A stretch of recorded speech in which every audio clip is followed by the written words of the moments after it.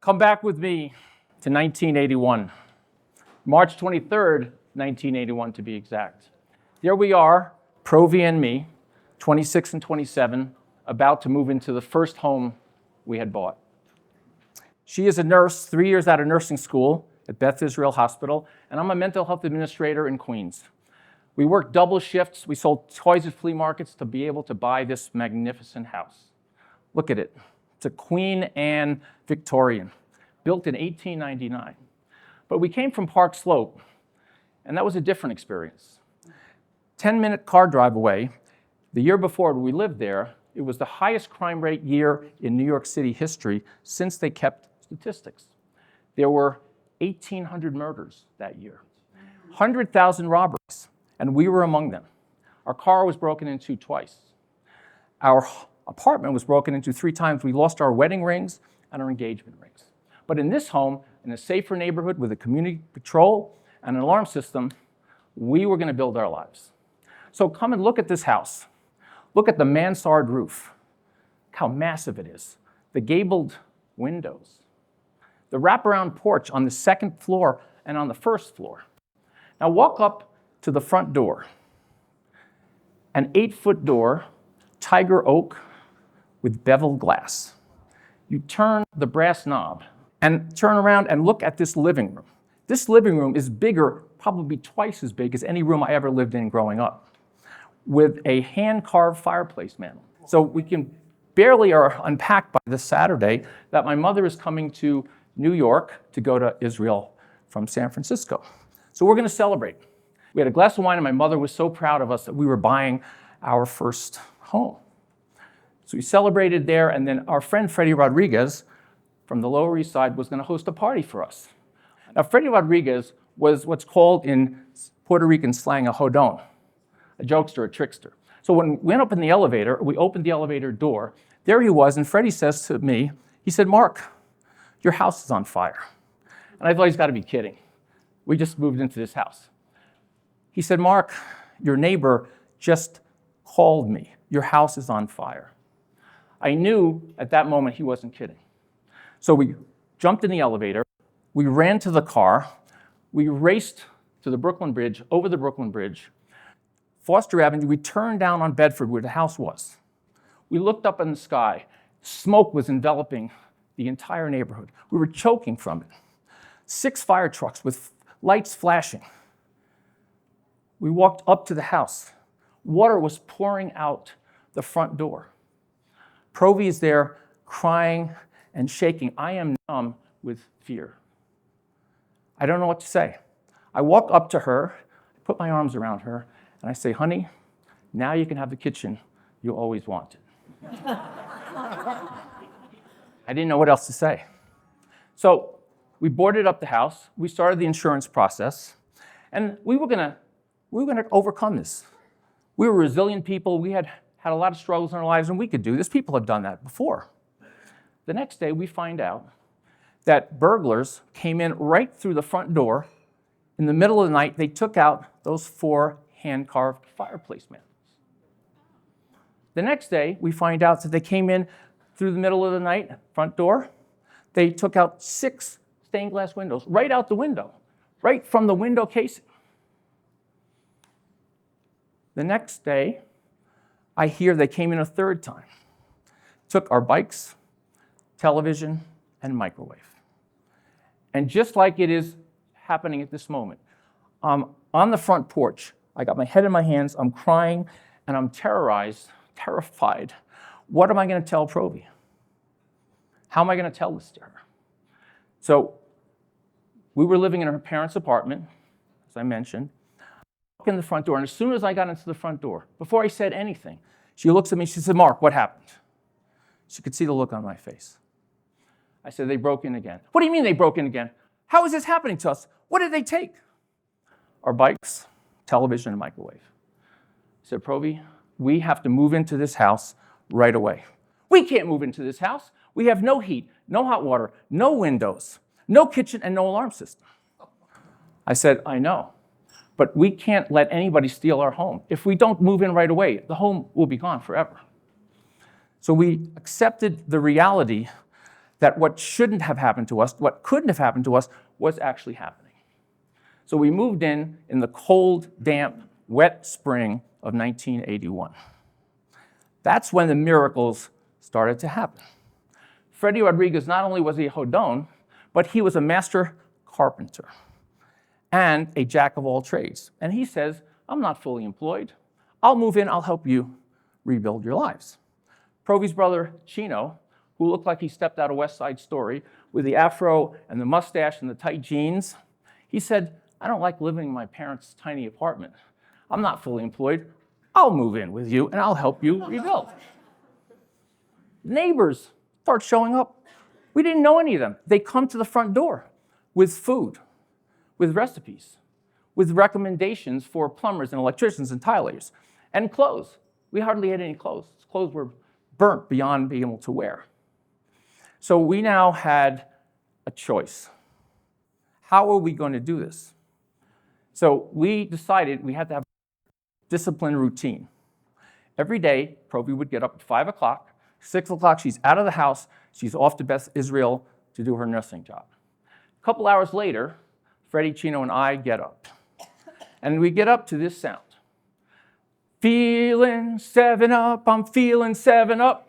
There was a jingle back then. And Freddie Rodriguez was a Puerto Rican lion, and he was so confident, and he had such a positive attitude, he would not let us fail. And that gave us the feeling that we were not alone.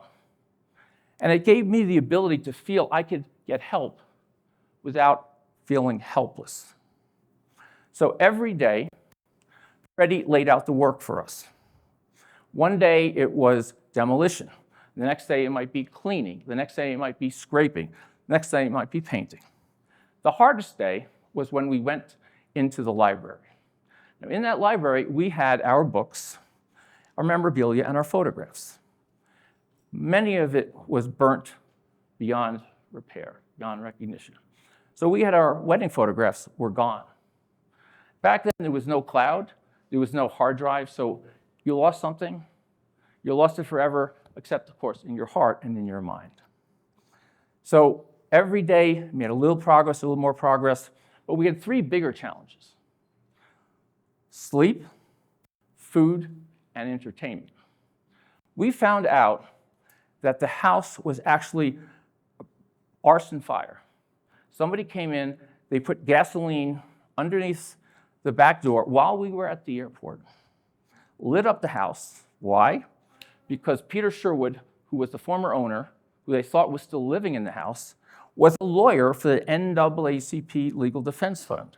They were trying to kill him. Now, how do we know this for sure? Well, when you moved to New Rochelle in Westchester, 45 minutes away, they tried to do the same thing in his house. So think about this. Every night, I go to sleep, and in these old houses, they're noisy at night. The wind blows just a little bit, those shutters creak. I woke up every night thinking maybe they're coming for us. And thinking, what if my mother hadn't come in to JFK? What if we hadn't visited her? Maybe I wouldn't be talking to you right now. So I had PTSD. There wasn't a thing called PTSD then, or the label wasn't there. And I didn't even know that I had it. But I was terrified, I was hypervigilant, and I was really only able to function because all the people who showed up to help us. Now, interestingly enough, what helped me manage the PTSD was our food and entertainment routine. How do you cook in a house that has no kitchen? Well, we had a Coleman camping stove. And on that Coleman camping stove, we cooked everything that the Coleman company told us to do in the menu that they provided with this Coleman camping stove. However, we cooked things that the Coleman company didn't even know you could cook: lasagna and pasta fazool. If there was a Michelin star for Coleman cooking, we would have gotten at least one. When the insurance checks came in, we did fine dining.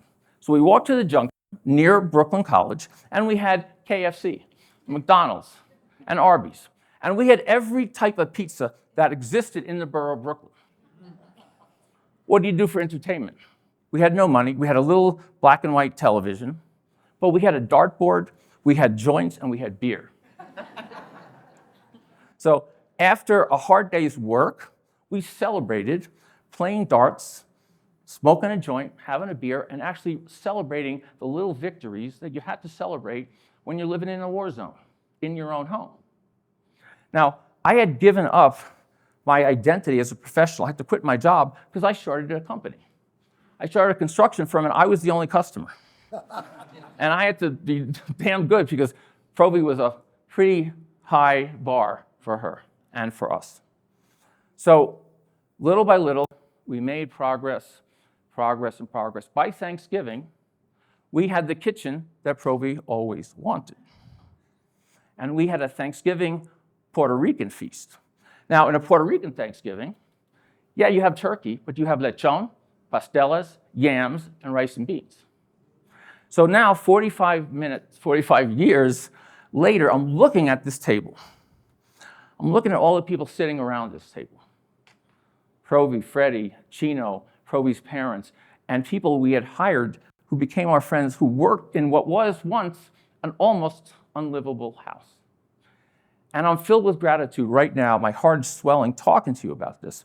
And I realized that gratitude is actually what got me from PTSD, post-traumatic stress disorder, to PTG, post-traumatic growth, which I didn't know about then either anybody else. So the research that I did, when your brain is in deep gratitude, I mean, I'm talking about full deep gratitude. I'm not talking about I'm thankful for a cup of coffee. I'm talking about when you have no heat, no hot water, no electricity, no money, and you're not sure if you're going to live. That's humility, and that's gratitude. So when your brain is in gratitude, serotonin, oxytocin, and dopamine create a sense of trust, love, and focus that you can't have when you're in a state of fear. So if you're in a state of full gratitude, fear cannot exist in your nervous system. So if you ever get nervous and frightened, which we all do a lot of the time, get back to the gratitude, because the gratitude will be the thing that gets you through. Now, gratitude, and the gratitude from all these people that helped us, gave me choice. It gave me the choice to realize that what I thought happened to me had actually happened for me. How is it possible somebody tried to burn your house happened for you? Well, I learned that there were things I could do that I didn't even know I could do because I was challenged and I had to do them. Negotiating with insurance companies, making payroll, hiring people, doing budgets. And I realized that I had resilience and courage and innovation that never would have come out if I hadn't been challenged in this particular way. So that's what survived the fire for me. So who survived the fire? Well, Chino, with the courage, commitment, and confidence he had working with us, graduated from the New York City Police Academy in 1986. He had a 20-year career with medals and honors, retiring as a star detective. Freddie Rodriguez went on to manage an elite estate in Scarsdale, New York, managing very well-to-do homes, and when he retired, he was a lot wealthier man than he was when he worked with us. Provi went on to be a supervisor, a manager, and she retired as the chief nursing officer for Maimonides Children's Hospital in Brooklyn. She brought 100,000 lives into the world over all of these years. So what about me? Well, I started a company called Opportunity Lab. Our mission is to empower conscious leaders to build great companies that make a difference in the world.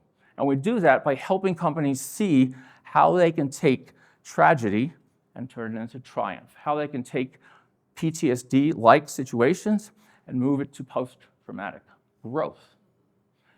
I've worked with Google, Apple, JP Morgan Chase, but mostly smaller companies. My biggest accomplishment, I believe, was after 9/11, I was called into Eurobrokers, a company that lost 62 people in the South Tower and the World Trade Center disaster. What do you do with a company like that? Well, we helped bring the people back, acknowledge many of them, if not all, had PTSD. We did lots of group counseling, individual counseling, and helped the people come back and feel safe and have a higher purpose for the company and the people who worked there. We raised $3 million for the Eurobrokers Memorial Fund to support the spouses and the children of the people who passed away. 2017, I wrote my first book, Culture of Opportunity, How to Grow Your Business in an Age of Disruption. Well, we all thought 2017 was disruptive. Look where we are now. Now we have fires everywhere. We have a climate crisis. We have an economic crisis. We have racial crisis. But the one thing that I need to end with is that feelings, emotions, were my teacher. I had to feel the fear, the shame, the guilt, the anger, the grief, feel it in my body and move through it until then I could actually be in a state of gratitude. So for you, think about what survived your fires, the tragedies, the difficult situations, the adversities of your lives. What did you learn from them? Did you take something that happened to you and maybe shift it? Now, 45 years later, I am still learning things about that fire. In preparing this talk, I learned so much about myself and all the people that I work with that I didn't even know because I went so deep into it. So I hope for you that any disruptions that you have will give you some choice and let gratitude be at the center. And I am absolutely grateful for all the people that made this happen, all of you. I thank you.